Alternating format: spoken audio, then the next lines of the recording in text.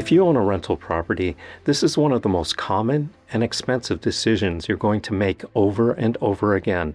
Something breaks, and now you're asking yourself, do I fix this or do I replace it? And on the surface, it seems like a simple decision, but what I've seen over the years is that a lot of landlords actually lose money by making the wrong call here. They try to save money with repairs and end up spending more, or they replace something too early and waste money they didn't need to spend. So let's walk through how to think about this the right way, based on what we see in real-world property management here in Central Florida. So first, just to give you a little context, if we haven't met before, my name is David Weber with State Property Management. We manage rental properties throughout the Orlando and Central Florida area, and this is something we deal with constantly. Every single week there are decisions around HVAC systems, appliances, flooring, plumbing issues, and the difference between a good decision and a bad one can easily be thousands of dollars over time. Now, before we get into how to make this the right decision, let's talk about what most landlords do. Most owners make this decision based on one thing. What's cheaper right now? If the repair is cheaper than replacement, they repair it. And that sounds logical, but it's not always the right move. Because what you really need to be thinking about is not just today's cost, it's the total cost over time. So the first thing you want to look at is the age of the item. Is this something that's relatively new, or is it already towards the end of its life? For example, an HVAC system that's 2 to 4 years old usually makes sense to repair. An HVAC system that's 12 to 15 plus years old, now you really need to think about replacement.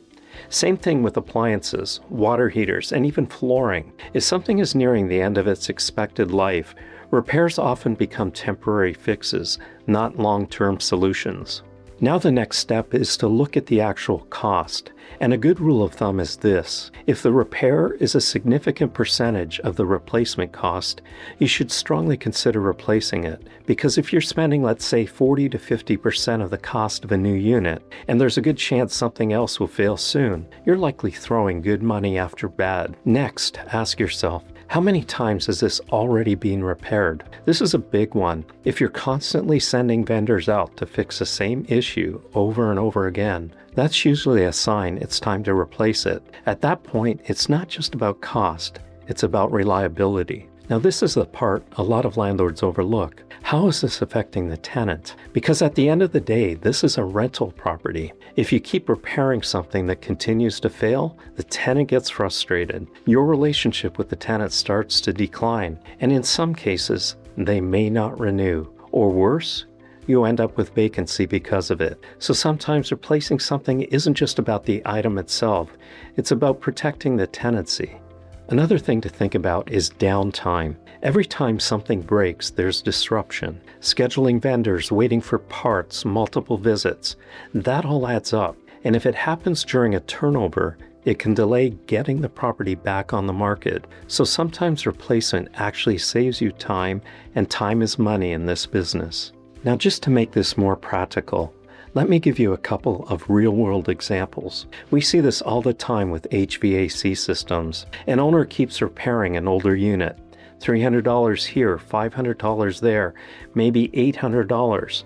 And before you know it, they spent a few $1,000s and the system still fails. Whereas replacing it up front would have eliminated repeat issues, improved tenant satisfaction, and often reduced vacancy risk. Same thing with appliances. Older appliances tend to fail more frequently, and repeated service calls add up quickly. So, when you step back and look at all of this, the decision isn't really repair versus replace. It's what's the best financial decision over the next few years. That includes cost, reliability, tenant experience, and risk. When you look at it that way, the right answer becomes much clearer. So how do you avoid making the wrong call here? It comes down to being proactive instead of reactive. Know the age of your major systems. Plan for replacements before failure. And don't wait until something becomes an emergency, because emergency decisions are almost always more expensive. And this is one of the areas where having professional management in place can really help.